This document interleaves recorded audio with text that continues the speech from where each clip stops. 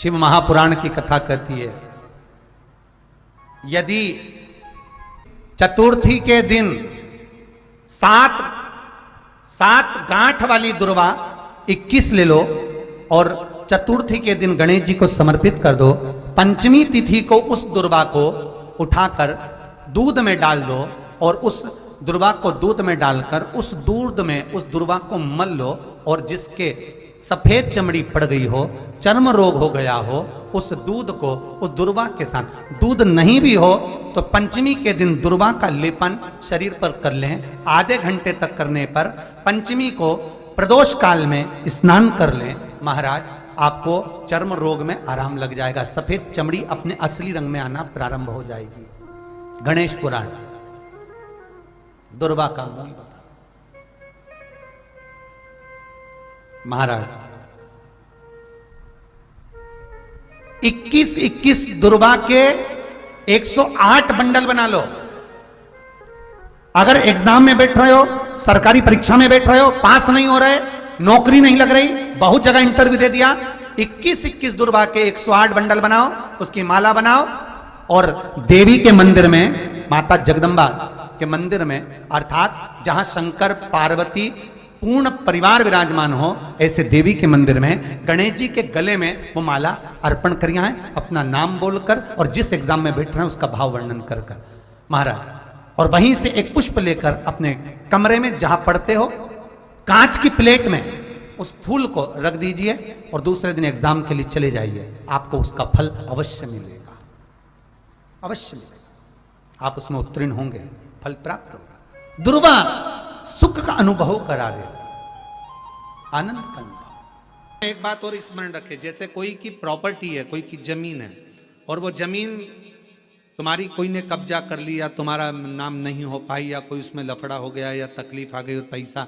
उसमें अटक गया, उसके लिए भी कनेर का पुष्प श्रावण महीने के जितने सोमवार आते हैं, रविवारी, सोमवारी और भोमवारी, कौन कौन से वार हो गए? रविवार, सोमवार और मंगलवार, 3 बार। प्रथम दिवस में कनेर का 1 पुष्प लेना है, द्वितीय दिवस में कनेर के 5 पुष्प लेना है और तृतीय दिवस में कनेर के 3 पुष्प लेना। बेलपत्र एक साथ में लेकर शिवजी को रविवार के दिन भी समर्पित करें, सोमवार के दिन भी समर्पित करें और मंगलवार को 3 कनेर के पुष्प के साथ बेलपत्र लेकर बाबा को समर्पित करिए। कितना भी अटकी हुई प्रॉपर्टी होगी, कह दिया उसने मैं तेरे नाम प्लाट नहीं कराऊंगा और पैसा लेकर बैठ गया या पैसा नहीं दे रहा है या किसी भी रूप में वो अटका हुआ है, अगर सावन के 4 सोमवार पढ़े या 5 सोमवार पढ़े, आपने ये प्रत्येक सावन के सोमवार के पहले, फिर से बोलो कौन सा वार? रविवार, सोमवार और मंगलवार, ये 3 बार का क्रम अगर प्रत्येक सोमवार के पहले और बाद में कर लिया तो आपको उसे प्रॉपर्टी उस व्यक्ति को तुम्हें देना ही पड़ेगी, छोड़ना ही पड़ेगी। उसको खुद अपने आप में बेचैनी होने लगेगी, मुझे बुलाएगा, आपको जाना नहीं पड़ेगा, खुद बस फोन लगाया आपने, भैया हमारा करा दो, हमारा करा दो, 2 बार 3 बार अगर बोला, चौथी बार वो खुद बुलाएगा, बेचैनी बढ़ेगी। मेरा बाबा उसको खुद खल बुला देता। शिव शिव है, उसको कहते सत्यम शिवम सुंदर, शंकर शंकर, वो नित्य कृपा करने, नित्य। श्रावण के महीने में तुमने भूलवश भी अगर पार्थिव लिंग का निर्माण करा हो और पार्थिव लिंग का निर्माण कर कर अगर एक बेलपत्र शंकर को समर्पित करी हो तो वो बेलपत्र का फल मुझे दे दिया जाए। एक बेलपत्र का फल मुझे दो।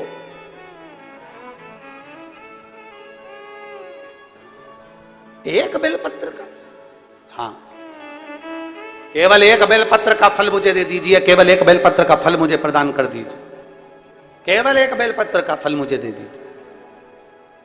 एक बेलपत्र, हाँ। पार्वती जी कहती हैं इस बच्चे के लिए मैंने हजारों वर्ष तक अगर तप करा हो तो वो तप भी तू ले ले, मैं तुझे देने को तैयार हूं। 1000 वर्ष का तप मैं घड़ियाल तुझे देने को तैयार हूं, पर एक निवेदन है कि श्रावण महीने में जो मैंने एक पार्थिव लिंग का निर्माण करा और जो बेलपत्र समर्पित करा, उसका पुण्य मैं तुझे नहीं दे सकती। 1000 वर्ष का पुण्य ले ले, मैं दे दूंगी, पर एक श्रावण के महीने के पार्थिव लिंग के पूजन का एक बेलपत्र का पुण्य नहीं दे सकती। घड़ियाल कहता है, मुझे तुम्हारे हजारों वर्ष का तप नहीं चाहिए, मुझे तो केवल एक श्रावण महीने के पार्थिव लिंग पूजन का एक बेलपत्र का फल चाहिए। तब पार्वती जी ने विचार करा, अब जरा विचार आप करिएगा, 1000 वर्ष तक तप करने का फल घड़ियाल नहीं ले रहा है, एक सावन के महीने के पार्थिव लिंग के पूजन में जो बेलपत्र समर्पित किया गया उसका फल ले रहा है। मतलब समझने का विषय है कि एक पार्थिव लिंग सावन के महीने में बनाया जाता है और उस पे एक बेलपत्र चढ़ाई जाती है, तो 1000 वर्ष के तप का फल ज्यादा है, उसका फल ज्यादा है। 1000 वर्ष से ज्यादा तप के फल से बड़ा फल है पार्थिव शिवलिंग का निर्माण श्रावण महीने में कर एक बेलपत्र समर्पित कर। एक बेलपत्र करिए आप लोगों ने, किस किसने पूजन करी, जरा हाथ उठाओ। सभी ने करा है, रखो वापिस। आप जरा विचार करिए कि हजारों वर्ष के पूजन के फल के बराबर एक पार्थिव लिंग के निर्माण को और एक बेलपत्र समर्पित करने का फल प्राप्त हो जाए। एक और शंभु शरणे पड़े मांगू घड़ी रे घड़ी, दुख काटो दया करी ने दर्शन। शंभु शरणे पड़े मांगू घड़ी रे, दुख काटो दया करी ने दर्शन। बोल बम का नारा है, जरा जम के बोलो, बोल बम का नारा है, सारी समस्या का हल। एक बेलपत्र में वो बल हो जाता है पार्थिव लिंग पूजन के श्रावण महीने के। हमसे लोग कहते हैं, क्या पड़ी तुमको सावन महीने में शिवलिंग का निर्माण करवाना, पूजन करवाना, ऑनलाइन करवाना, क्यों? हम कहते हैं भूलवश भी अगर कोई अपने घर में सावन के महीने में पार्थिव लिंग का निर्माण कर लेता है, पूजन कर लेता, भूलवश भी, और एक बेलपत्र समर्पित कर देता है, उसको हजारों वर्ष का पुण्य फल तप का तो वैसे ही प्राप्त होगा।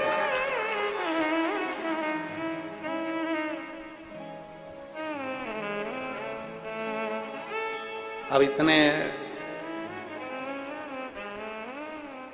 कम से कम जिस दिन पार्थिव लिंग का निर्माण का करते हो, आप लोग पूजन करते हो, उतने समय तो कम से कम तुम्हारे विचार तो अच्छे रहते हैं, तुम्हारी बुद्धि तो अच्छी रहती है, तुम्हारा चित्त तो अच्छा रहता है, उतने समय तुम भगवान शंकर की भक्ति तो करते हो।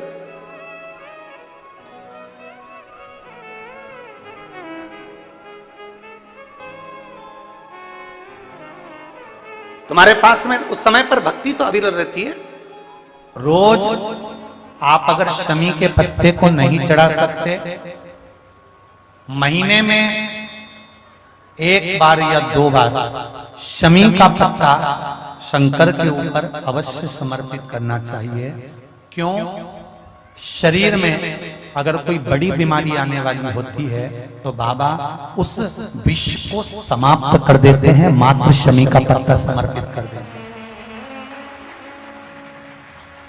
भले महीने में 2 बार चढ़ाओ, हफ्ते में 1 बार चढ़ाओ, तुम्हारा मन पड़े तो हफ्ते में 2 बार चढ़ाओ। ज्यादा बीमारी है, शमी का पत्ता एक शिवजी के शिवलिंग पर, और एक पत्ता जहां से पानी बहकर नीचे गिरता है ना, जलाधारी में से शिवजी पे जल चढ़ाया, जैसे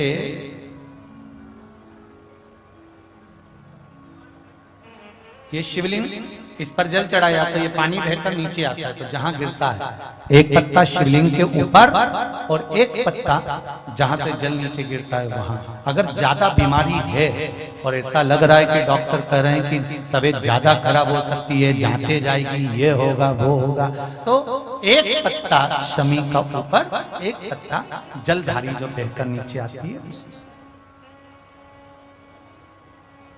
पर चढ़ाना। शमी का पत्र रोग मुक्ति के लिए जब चढ़ाया जाता है तो भगवान शंकर का अवधूतेश्वर महादेव का नाम लेकर चढ़ाया जाता है। कौन सा महादेव? जम के बोलो जरा। अवधूतेश्वर महादेव का नाम लेकर चढ़ाया जाता है।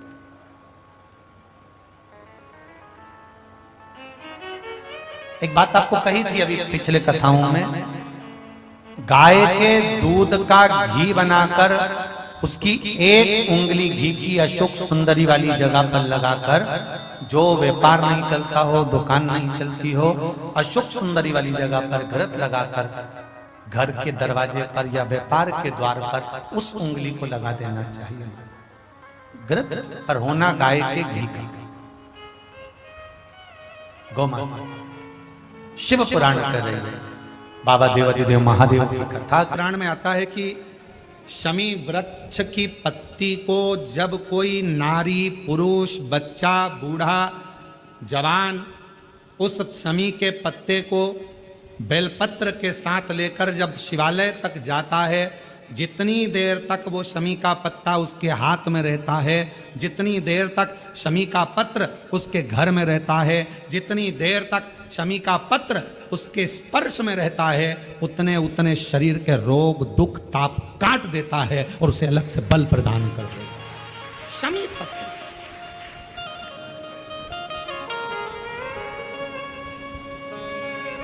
जब व्यक्ति का विल पावर डाउन होता है ना, उसको लगता है ये होगा कि नहीं होगा, होगा कि नहीं होगा, उसको 5 मिनट शमी वृक्ष के नीचे चले जाना चाहिए। 5 मिनट, इससे ज्यादा नहीं। या शमी की पत्ती को रख लेना चाहिए। पहले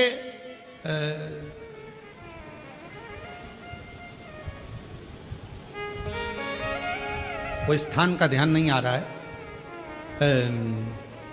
स्मरण में। पहले एक नियम चलता था, आप लोगों के जिंदगी में भी, आपका भी बुढ़ापा आया होगा, आप भी युवान अवस्था में आए होंगे, कभी तो स्कूल गए होंगे, कभी तो पढ़ने गए होंगे।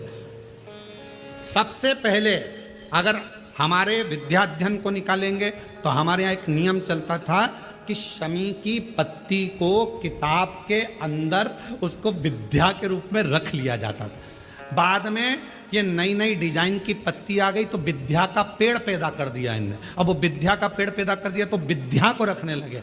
विद्या की पत्ती को लोग शमी की पत्ती समझने लगे, क्योंकि उसमें भी ऐसी पत्तियां निकली रहती है और शमी की पत्ती भी ऐसी ऐसी निकली रहती है। तो पहले नियम था कि किताब के अंदर शमी की पत्ती को रख लेते थे और कहते थे इसमें विद्या है, इसमें विद्या है। विद्या का मतलब क्या? उसको बल मिलता था, एनर्जी मिलती थी। एग्जाम में बैठा, कॉम्पिटिशन एग्जाम में बैठा, जब वो कोई इंटरव्यू देने के लिए बैठा या टेस्ट देने के लिए बच्चा बैठा तो वह खुश होता था, मेरी किताब में शमी, मेरे किताब में विद्या रखी है। विद्या से मतलब आज के जमाने में लोग विद्या का पेड़ की पत्ती रख लेते हैं, पर रखते क्या थे? जम के बोलो, शमी की पत्ती रखी क्या जाती थी? शमी की पत्ती। और वो शमी की पत्ती क्या देती थी? उस बच्चे को बल देती थी, एनर्जी देती थी। डामाडोल नहीं होगा, टेंशन मत लेना, विल पावर कमजोर नहीं होगा। पत्ती रखी है शमी की, उसके नजदीक में है, शमी बल देती है।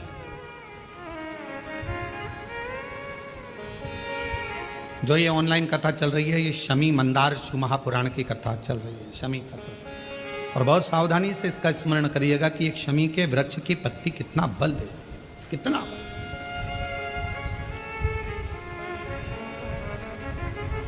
शायद आप लोगों में भी कोई ना कोई तो ऐसा होगा जिसने बचपन में विद्या की पत्ती रखी होगी। वो विद्या की पत्ती बाद में आई होगी, पहले थी वो शमी की पत्ती। कौन कौन ने रखी? जरा हमने तो रखी, हमने भी रखी। वो पत्ती तोड़ कर रख लेते थे, उसमें विद्या बढ़ेगी, विद्या बढ़ेगी। विद्या बढ़े मतलब बल बढ़ेगा, अपने अंदर एनर्जी आ, बल। अब उसको लोग आजकल विद्या की पत्ती अलग से आने लगी तो लोग उसको विद्या की पत्ती तोड़ने लगे, नहीं तो रखते थे वो शमी की। और मैंने तेरे ही भरोसे बाबा, तेरे ही भरोसे हवा बिच उड़ती जावांगी बाबा, डोर हटो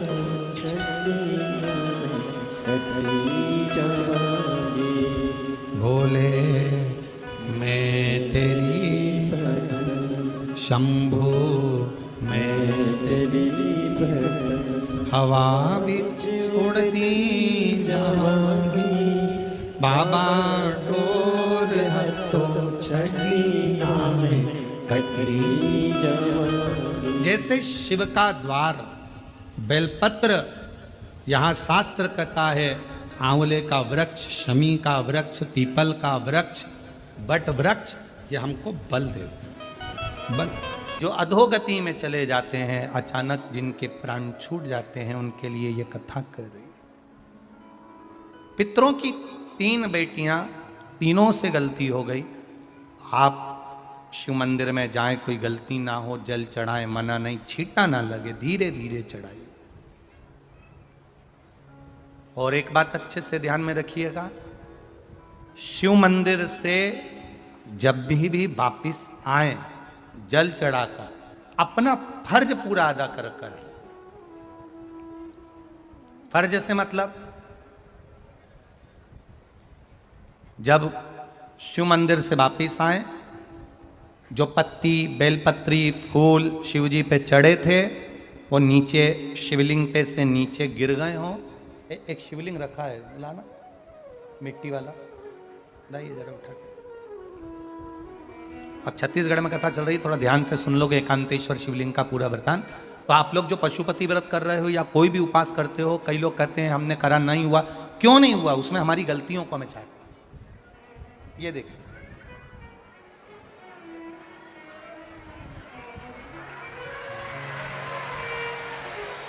अब जैसे ये शिवलिंग रखा है, आपने जल चढ़ाया, अब जल आप यहां से चढ़ा रहे हो तो धीरे धीरे धीरे धीरे चढ़ाएं, जिससे छींटे बाहर ना, यहां तक छींटे रहे ना, जलाधारी तक चलेगा, बाहर ना गिरे। और एक बात का स्मरण रहे, यदि बेलपत्री, फूल, पत्ती जल चढ़ाने के बाद ये सब अगर नीचे गिर जाए, जलाधारी पर गिर गया या नीचे उतर गया, तुम्हारा पूरा जल चढ़ जाए, तुम्हारे पास में चंदन नहीं है, अबीर नहीं है, गुलाल नहीं है, कुछ भी नहीं हो, तो भी अपने हाथ की 3 उंगलियों से रेखा 3 खींचकर और फिर जो माला आदिकादिक भगवान की रखी थी, उसी से भगवान का वापिस पूरा श्रृंगार कर कर फिर वापिस आइए, भगवान को पूर्ण श्रृंगार।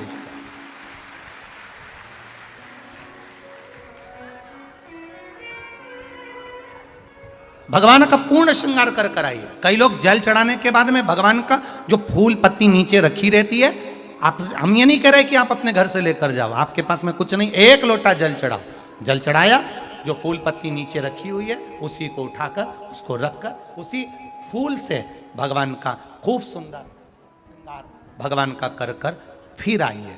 क्यों? शिव का जब हम श्रृंगार कर कर आते हैं, माता पार्वती जी ने देवाधिदेव महादेव का श्रृंगार किया है, आप लोगों के स्मरण में होगा।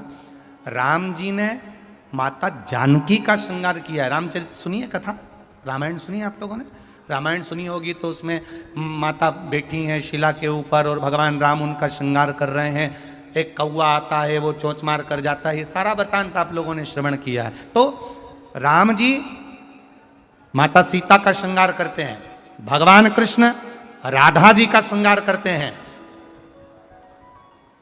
केवल एक देव अधिदेव महादेव की कथा ऐसी है जिसमें पार्वती जी शिव जी का श्रृंगार करती है। शिव का श्रृंगार किस लिए? क्यों?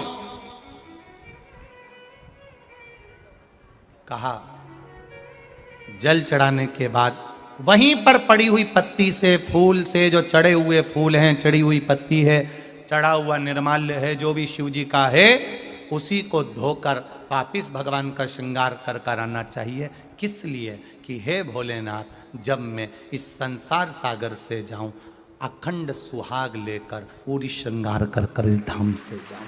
ऐसी कृपा बना। जो पढ़ाओ,